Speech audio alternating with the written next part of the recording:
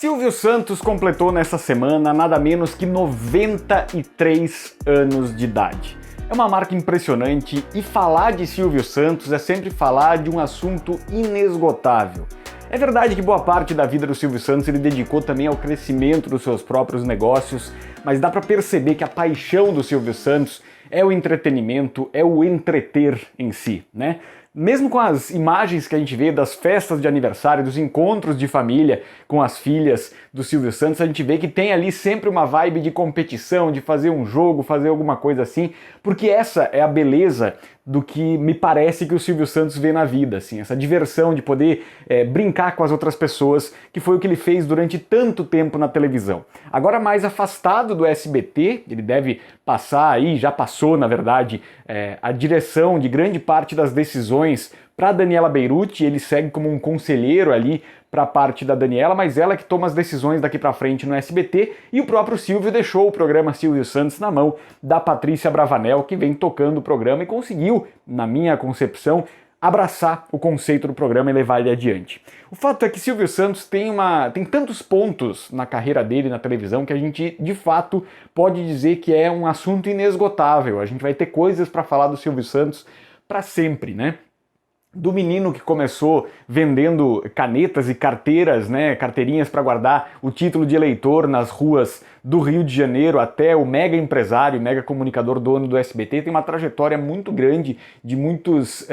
degraus que foram sendo subidos gradativamente, e a gente vê isso nas próprias falas do Silvio Santos, na maneira com que a história dele é contada em muitos momentos. A gente tem no Silvio Santos um comunicador muito completo, um comunicador que sabe falar com todos os públicos, daqueles com menos instrução, aqueles com mais instrução. O Silvio consegue adotar uma linguagem universal que facilita com que todos possam acessar o conteúdo do SBT. É por isso que o SBT talvez tenha sido uma das únicas emissoras na história da televisão brasileira dos anos 70 para cá que tenha conseguido fazer frente à Globo com solidez, com sequência, né? O que aconteceu nos domingos dos anos 80, que obrigou a Globo a contratar o Faustão, por exemplo, para barrar o crescimento do Silvio Santos, foi algo que continuou acontecendo nos anos 90 com a dobradinha Gugu e Silvio Santos, e o próprio Silvio sempre teve essa capacidade de ser inventivo e, principalmente, num tempo em que a gente vê a televisão importando muitos formatos de fora do Brasil, a gente pensa que o Silvio Santos era inovador no sentido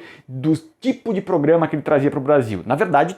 muitos desses programas, Roletrando é o Wheels of Fortune, né? Um grande clássico da TV americana. Mas a grande importância é, Silvio Santos sabia transformar o formato em algo com a cara dele, em algo com a cara do SBT, algo com a cara do povo brasileiro, de uma forma geral. E é por isso que o SBT sempre teve tanta capacidade de adentrar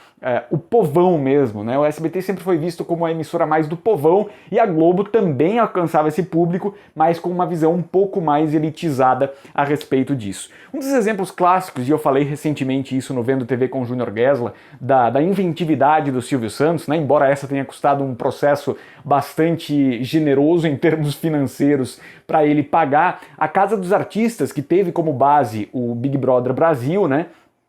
Tinha dentro dela uma característica que nenhum outro reality teve depois, que era aquela dinâmica do Silvio Santos com o auditório. O auditório seguia presente no programa do domingo da Casa dos Artistas, e isso fazia com que ficasse um programa bem brasileiro, bem com a cara do Silvio Santos e daquele jeito que a gente gostava de acompanhar, com a presença do próprio Silvio ali à frente do comando e também interagindo com quem estava dentro da casa. É algo que certamente hoje, a gente olhando a dimensão que os realities tomaram depois, nos anos que se seguiram por ali, a gente vê que o Silvio tinha um jeito único de conduzir aquilo ali, aquele jeito que a gente até hoje consegue se lembrar e olhar, né, com bastante atenção aí nas oportunidades que temos de revisitar a Casa dos Artistas. Mas aí eu tô sendo injusto, porque tô falando só de um produto de 60, 70 programas que Silvio Santos apresentou, e que já deu essa dica para Celso Portiolli, que revelou no Flow Podcast que o Silvio falou para ele que ele apresentava 10, 12 programas simultaneamente, e em cada um deles ele era um Silvio Santos para oferecer para o público, né? Era um estilo de Silvio Santos ali. Então o mesmo comunicador, com uma linha narrativa parecida, mas com personalidades levemente alteradas para cada um desses programas, uma um pouco mais séria, outra um pouco mais divertida, enfim. O que eu acho que fica de legado para a televisão brasileira sempre, quando a gente fala do Silvio Santos e celebra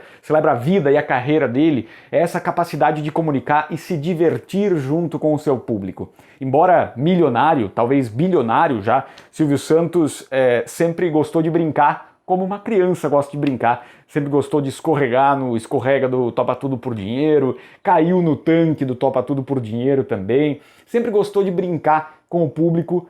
como se naquele momento não. Naquele momento ali existe uma igualdade muito grande entre o participante e o apresentador. E eu acho que isso é o que faz o Silvio Santos ter tido essa carreira tão longeva na televisão, ter passado de geração em geração conseguindo apresentar novos formatos,